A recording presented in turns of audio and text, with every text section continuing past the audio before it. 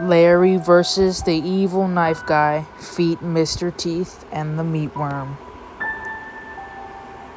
I never believed in urban legends until that night. Larry, my best friend since childhood, had always been obsessed with him. We used to laugh at the absurdity of the stories, but there was never one he joked about. Well, there was one he never joked about. The meatworm and Mr. Teeth. It started on a humid summer night. We were hanging out in Larry's garage, surrounded by the comforting clutter of old tools, broken bicycles, and forgotten toys. Larry was pacing, a sure sign he had something on his mind. "You ever heard about the meatworm and Mr. Teeth?" Larry asked, his voice low and serious. I rolled my eyes. "Come on, Larry, not this again." "No, seriously," he insisted.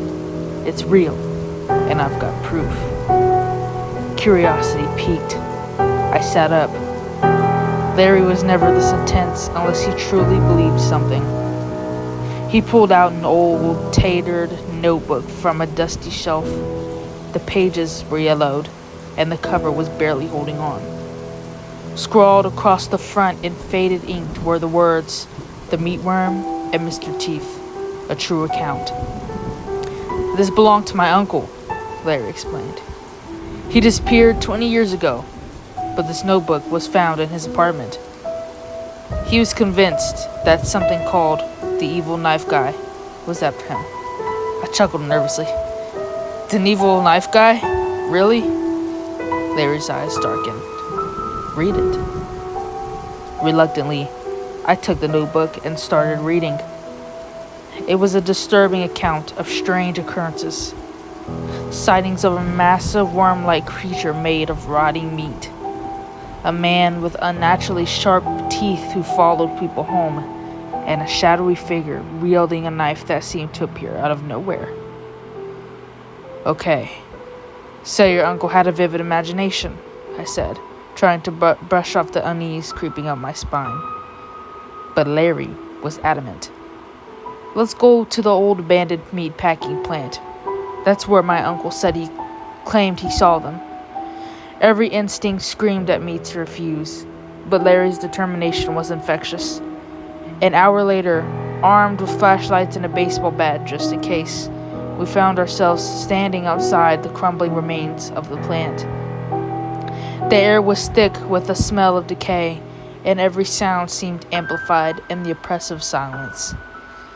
"This is a bad idea," I muttered, but Larry was already pushing open the rusted door. Inside, the darkness swallowed us. The beam of my flashlight cut through the gloom, revealing broken machinery, roasted hooks, and stains on the floor that I hoped weren't what I thought they were. Larry moved with purpose, leading me deeper into the building. Suddenly there was a noise, a wet, slithering sound that echoed through the plant. My heart raced as I swung my flashlight around, the beam catching something moving in the shadows. "Larry, did you hear that?" I whispered. He nodded, eyes wide. "That's the meatworm." A cold sweat broke out on my forehead. "We need to leave. Now." But before we could move, a figure stepped into the light. It was a man, but his teeth, jagged and unnaturally sharp, gleamed in the dim light. Mr. Teeth. "Well, well, well," he hissed, a sinister grin spreading across his face. "Visitors." Behind him, the shadow seemed to twist and wreathed, forming the outline of a man holding a gleaming knife. The evil knife guy. Fear paralyzed me. Larry and I backed up, but there was nowhere to run. The slithering sound grew louder, and from the darkness emerged a meatworm, its grotesque, decaying body writhing as it moved closer.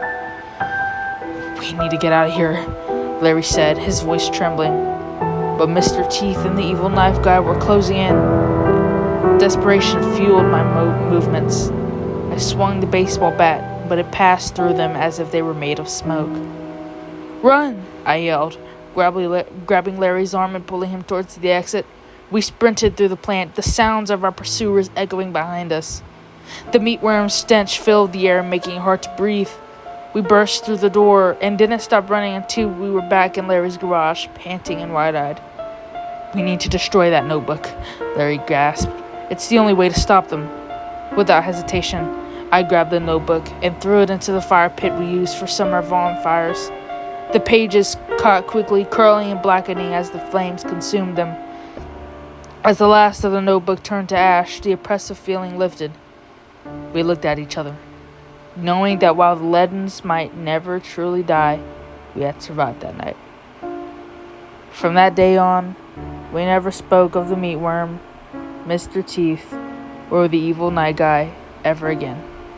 But sometimes, in the dead of night, I could swear I heard the faint sound of slivering and the echo of a sinister laugh.